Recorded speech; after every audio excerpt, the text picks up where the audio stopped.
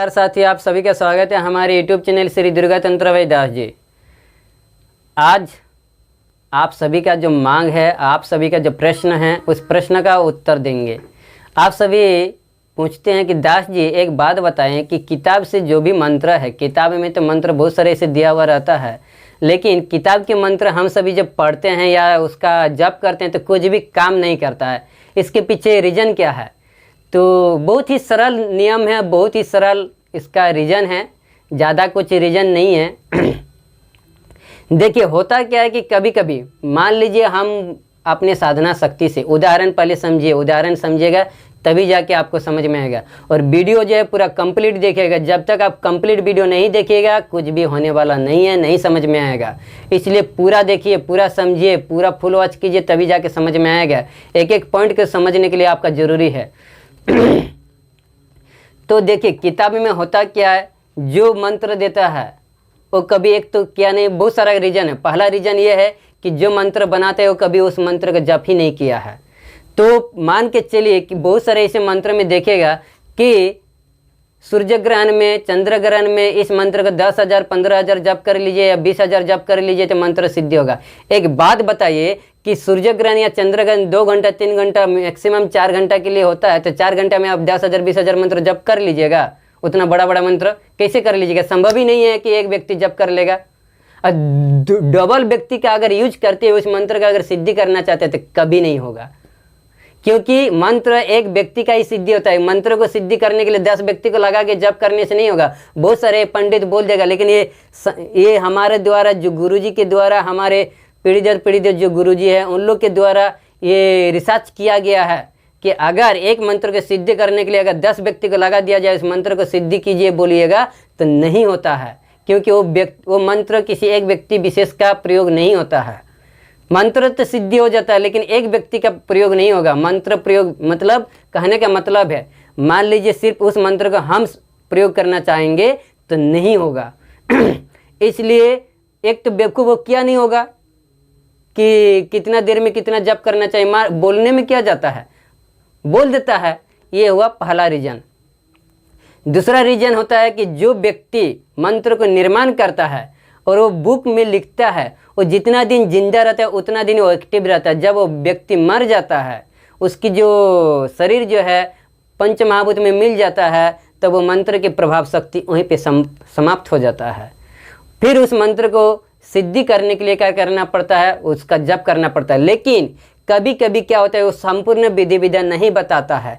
संपूर्ण विधि विधान फिर जानने के लिए गुरु के पास जाना पड़ता है। जैसे यहाँ पर एक उदाहरण देते हैं कि मान लीजिए जो डॉक्टर होता है, ठीक है, जो डॉक्टर होता है, मान लीजिए उसका बुखार आया हुआ है, किसी व्यक्ति के पास वो इलाज करने जा रहा है और इस व्यक्ति का बुखार आया हुआ है, लेकिन वो जब किताब पढ़ता है ना, तो मान लीजिए बुखार के लिए पैरासीटामोल देना चाहिए, इतना ही लिखा हुआ रहता है, लेकिन कहीं ये लिखा हुआ नहीं रहता कि हैवी अगर बुखार आया हुआ है तो उसमें पट्टी भी, जल का पट्टी भी दिया जाता है, सिलाइन भी चढ़ाया जाता है। ये कहीं नहीं बताया जाता है, ये कहीं लिखा हुआ नहीं रहता। उसको किताब में इतना ही जानकारी मिला होगा कि अगर बुखार आया है तो नॉर्मल बुखार के लिए पैरासीटामोल देना चाहिए, या तो डोलो 65 देना चाहिए, या तो निमोसलाइड देना चाहिए, इतना ही पढ़ के आया हुआ है। लेकिन कोई व्यक्ति अगर उस पुस्तक को देखते हुए, अगर किसी व्यक्ति का जिसका पूरा बुखार आ रहा है, पूरा बुखार आया हुआ है, 103-4 डिग्री आया हुआ है, और उस व्यक्ति को अगर दवाई खिला दे तो व्यक्ति क्या होगा, चलो मर जाएगा, लेकिन ठीक नहीं होगा।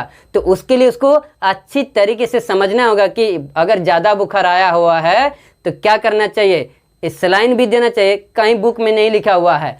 उसी प्रकार इस मंत्र को सिद्धि करने के लिए कितना जप करना चाहिए मंत्र लिखा हुआ रहता है, लेकिन सारी प्रकार की जो विधि विधान है ये लिखा हुआ नहीं रहता। ये कहीं लिखा हुआ नहीं रहता है कि मंत्र को जप करने से पहले आपको 21 दिन के जो है गुरु मंत्र का जप किया जाता है, या कोई भी मंत्र का अगर जप करते हैं, कोई भी मंत्र हो, विश्व के कोई भी मंत्र है, मंत्र को जप करने से पहले गुरु मंत्र जप किया जाता है, गणेश जी के मंत्र को जप किया जाता है। अगर देवता का, अगर कोई भी देवता का अगर जप कर रहे हैं तो भगवान शिव की मंत्र को जप किया जाता है, उसका गायत्री मंत्र को जप किया जाता है। या जब आप देवी की, कोई भी देवी के जब मंत्र को जप करते हैं तो महाकाली की जो है काली गायत्री जप किया जाता है। ये किसी पुस्तक में लिखा हुआ नहीं रहता, तो ये चीज़ करना पड़ता है वहाँ पर। तभी जाके लिखा जो पुस्तक में लिखा हुआ मंत्र काम करने लगता है। तो इसलिए ये सारा चीज़ नहीं बताने के कारण क्या करते हैं, कभी कभी हम लोग पुस्तक देख के, यहाँ तक कि यूट्यूब में भी कभी कभी हम लोग गलत साबित हो जाते हैं, क्योंकि वो कंप्लीट वीडियो नहीं बनाता होगा, क्योंकि आप लोग ज़्यादा बड़ा वीडियो देखते नहीं हैं। 5 मिनट 6 मिनट में क्या बताएगा, वो मंत्र बताएगा कि आपको समझाएगा कि वो सारी विधि विधान बताएगा। इसलिए जब आप लोग का मांग होगा कि हाँ बड़ा बड़ा वीडियो बनाइए, तो बड़ा बड़ा वीडियो पूरा कंप्लीट के वीडियो के साथ बनाएंगे। इसलिए हम भी टुकड़ा टुकड़ा देते हैं। जिस समय आप लोग पूरा हमारे चैनल में आ जाएगा, मैं वादा करते हैं कि आपका कोई भी काम जो है ये नहीं होगा बोल के नहीं, सब माँ भगवती करके देगा, ये हमारा वादा है। और हम करके दिखाएंगे, ऐसे ऐसे मंत्र जो आपको चाहिए ऐसे ही मंत्र देंगे, ऐसे ही वीडियो देंगे, ऐसे ही जानकारी देंगे, जो आपको चाहिए माँ भगवती कृपा गुरु कृपा से आपको सब मिल जाएगा। तो ये हुआ रीजन, मुख्य रीजन यही है। तो इसलिए कोई भी कभी भी अगर पुस्तक की मंत्र को अगर सिद्ध करना चाहते हैं या उसका उपयोग करना चाहते हैं, तो इसलिए गुरुकरण करना चाहिए, गुरु से पूछना चाहिए। जब तक आप गुरुकरण नहीं करते हैं, गुरु से नहीं पूछते हैं, तब तक जो है आप मंत्र का प्रयोग मत क्या कीजिए। मंत्र का प्रयोग करने से उसमें साइड इफेक्ट भी होता है, और जो आपको समझ में नहीं आता है, जिसके चलते कभी कभी काम बिगड़ जाता है और आपका संपूर्ण रूप से नहीं होता।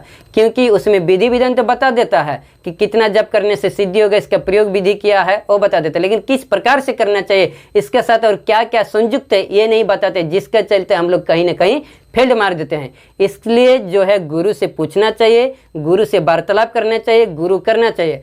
अगर गुरु नहीं है आपका और ऐसी कोई मंत्र का आप सिद्धि करना चाहते हैं, तो आप हमारे साथ भी संपर्क कर सकते हैं, जो हमारे गुरुजी द्वारा पूछने के बाद आपके साथ परामर्श करके आपको सलाह दिया जाता है। यहाँ पर जो है आध्यात्मिक ज्ञान की सलाह दिया जाता है, हर प्रकार की जो है आध्यात्मिक ज्ञान की सलाह दिया जाएगा। तंत्र मंत्र यंत्र से संबंधित समस्याओं का लिए भी समाधान दिया जाता है और सिखाया भी जाता है।